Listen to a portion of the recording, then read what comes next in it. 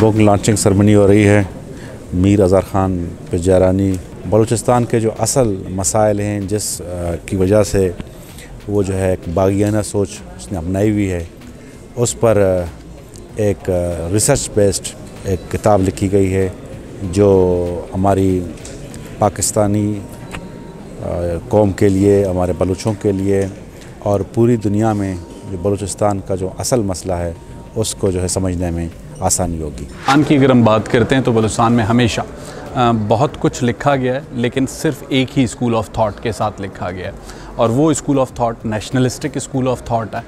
ये पहली मर्तबा हो रहा है कि एक ऐसी किताब जो एक ऐसी शख्सियत की है जिसे हम बलूचिस्तान में तो मीर अज़हर ख़ान के नाम से या फिर वड्डू के नाम से जानते हैं। वड्डू जो है वो बड़े को कहा जाता है। पहली मर्तबा ये हो रहा है और मेरा ख़्याल है कि इस मीर अज़हर ख़ान साहब का जो सफ़र है मज़ाहिमत से मफ़ाहिमत तक का, इसे न सिर्फ किताब की शक्ल देना एक बहुत अच्छी कोशिश है, इसके तर्जुमे करने की ज़रूरत है मकामी ज़ुबानों में, बलूची में, ब्रावी में, पश्तो में, ताकि बलूचिस्तान के ये नौजवान को अनदर साइड ऑफ स्टोरी का भी पता हो। आप रियासत के ख़िलाफ़ बंदूक नहीं उठा सकते और रियासत के लिए भी ज़रूरी है कि जिन बच्चों के हाथ में आज बंदूक है, जिनके गिर्द आजकल बारूद है, उनके हाथ में किताब दें, कंप्यूटर दें, लैपटॉप दें। ये बच्चे पाकिस्तान के बच्चे हैं, हम सब की ज़िम्मेदारी है।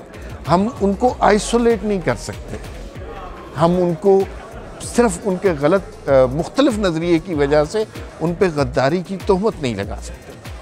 आप अपने हकूक़ के लिए आवाज़ उठाएं, ये आपका हक बनता है, लेकिन आप अपने हकूक़ के लिए रियासत के ख़िलाफ़ बंदूक नहीं उठा सकते। यही इस किताब का मकसद है।